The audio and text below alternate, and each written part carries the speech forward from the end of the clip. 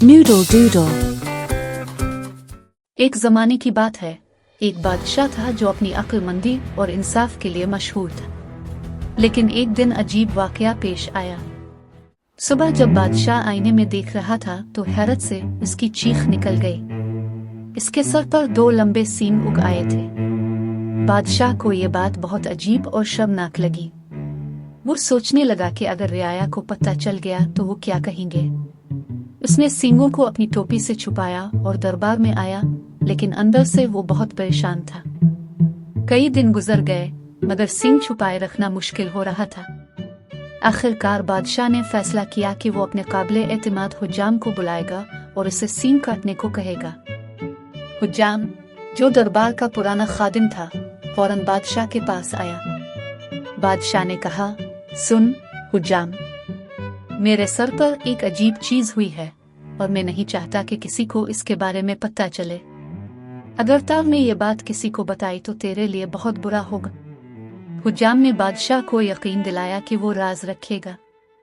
जब हुज्जाम ने बादशाह की टोपी उतारी तो वो हैरत ज़दा रह गया, मगर उसने खामोशी से सींग काट दिए और बादशाह के हुक्म के मुताबिक किसी से कुछ न कहा।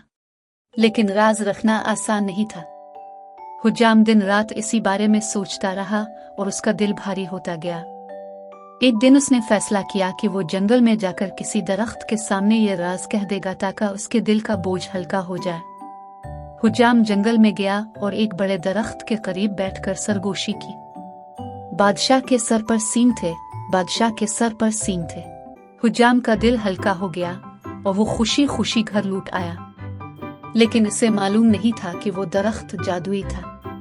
कुछ दिन बाद लकड़ी काटने वाले लोग इसी दरख्त को काट कर ले गए और उसकी लकड़ी से मुख्तलिफ साज बनाए। इनमें एक बांसुरी, एक तबला और एक ढोलक भी शामिल थी। जब कोई बांसुरी बजाता तो बांसुरी से यही आवाज आती, बादशाह के सर पर सींग थे, बादशाह के सर पर सींग थे।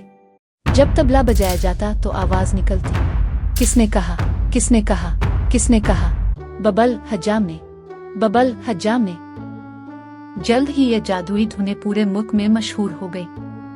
लोग हैरान थे कि ये अजीब साज किस दरख्त की लकड़ी से बने हैं और उनमें ऐसी बातें कैसे आ गई। जब ये बात बादशाह तक पहुंची तो वो पहले तो गुस्से में आया, लेकिन फिर सोचने लगा कि सच को छुपाने का कोई फायदा नहीं। इसने अपनी रियाया को दरबार में बुलाया और सबके सामने कहा, हाँ, मेरे सर पर सींग थे, लेकिन ये अल्लाह की मर्जी थी। अब मुझे शर्मिंदा होने की जरूरत नहीं। रियाया ने बादशाह की सच्चाई और बहादुरी की तारीफ की और इसे पहले से भी ज्यादा पसंद करने लगी। हुज्जाम, जिसका राज आखिरकार सामने आ गया था, इसको भी मुआफ कर दिया गया क्योंकि इसका इरादा बुरा नहीं था। इस कहानी से हमें ये सबक मिलता है कि सच्चाई को छुपाने की बजाय कबूल करना ही बेहतरीन रास्ता है और दूसरों के राज रखना एक अहम जिम्मेदारी है जो हर किसी को निभानी चाहिए।